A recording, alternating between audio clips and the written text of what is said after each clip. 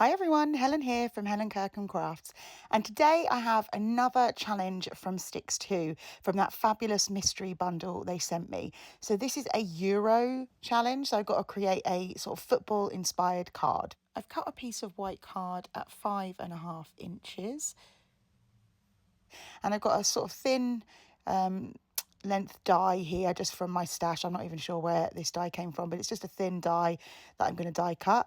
So I have a few dies here that I'm going to cut. So this is the first one on my piece of card. Then I'm going to also cut 6 circular dies, 2 football dies, one in white and one in black, and a football player die as well.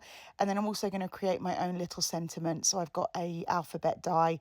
I think the football and the footballer came from Tattered lace, but if I'm honest, I can't remember where the rest of the dies come from, but I will have a look, and if I remember, I'll pop them in the description below.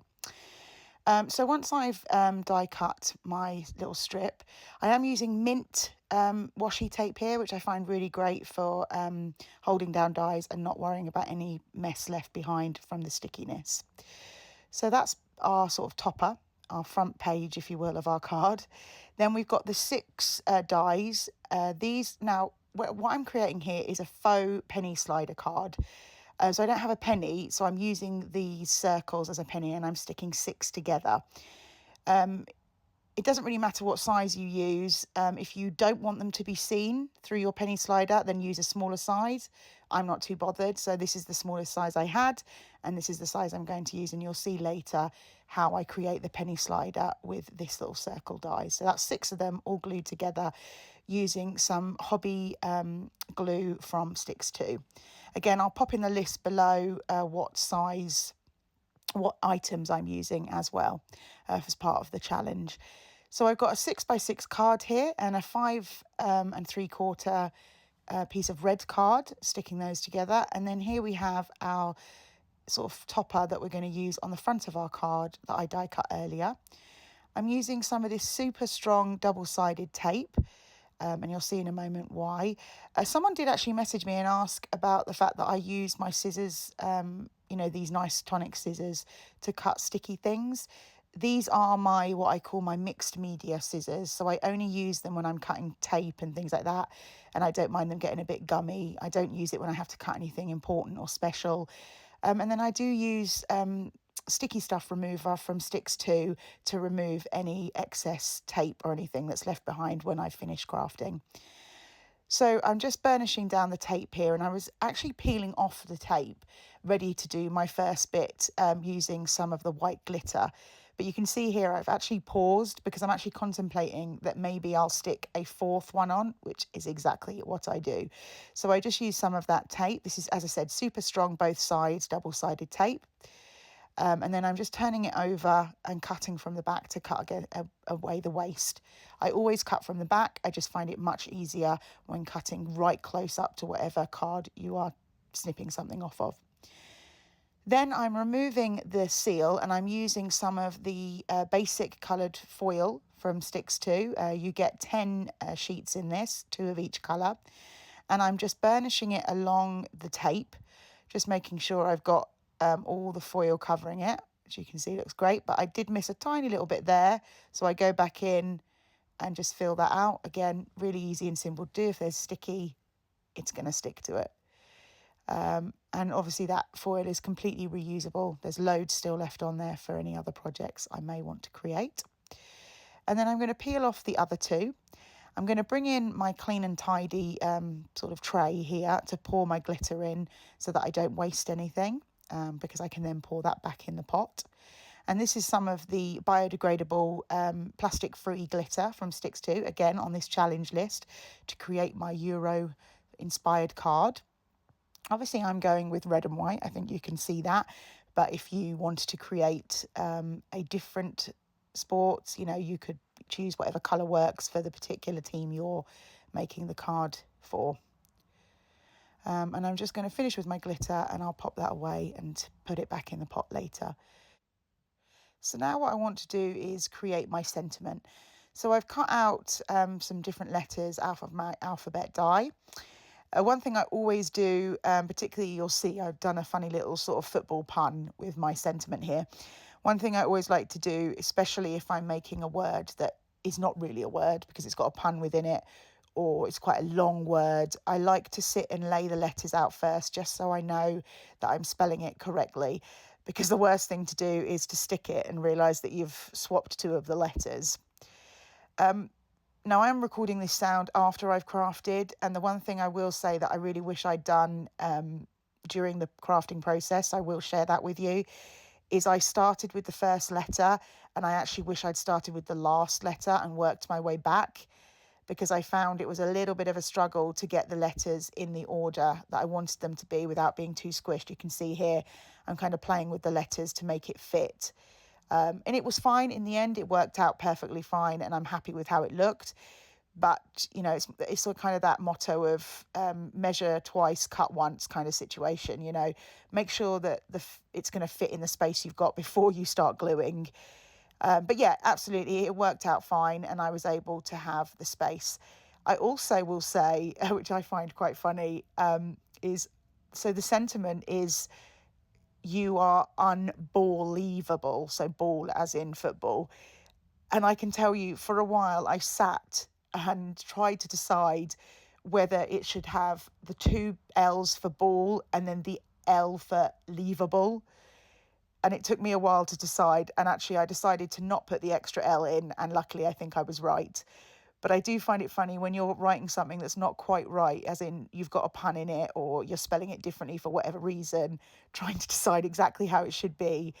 And spelling is definitely not my strong point, especially not when I've messed with the sentiment.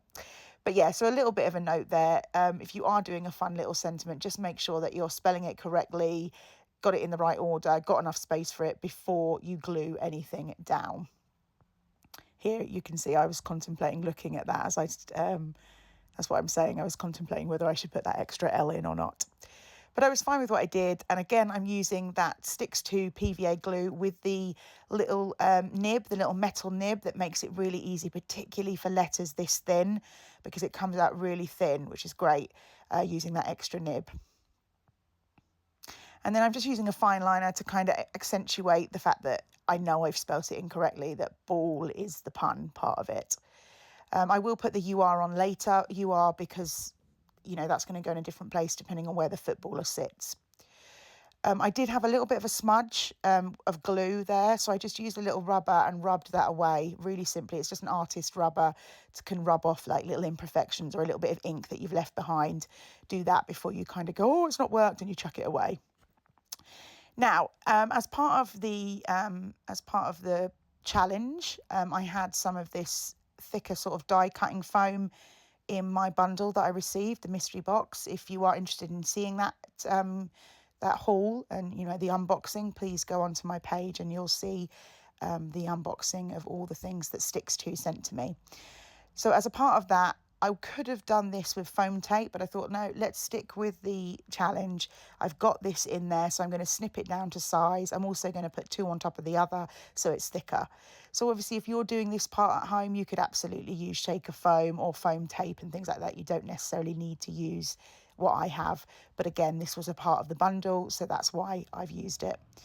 And you'll see here, once I've stuck these down, I'm going to use a Pokey tool that you get, that I got in my bundle, just to help me to remove the back, because it can be quite fiddly removing the back of foam tape. So I've just bought in a Pokey tool to help me with that. And I am just doubling this up, so sticking one layer and then putting another layer over the top so it's a little bit thicker. Please be aware, if you're making this penny slider, don't get the foam tape in the way of the little strip, because if it does, you'll find that whatever penny slider you're using, whatever element you want to slide up and down, will get stuck, and that will ruin it. So just avoid the area around the little slit that you've die cut for your penny slider. So I'm just finishing off by putting some foam pads in the middle as well.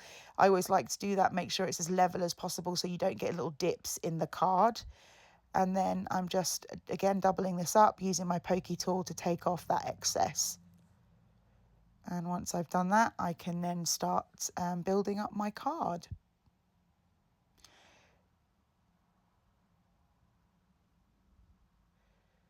So for our card, we have got a football. That's the bit that's going to be on my penny slider. That's the bit that's going to move up and down my card.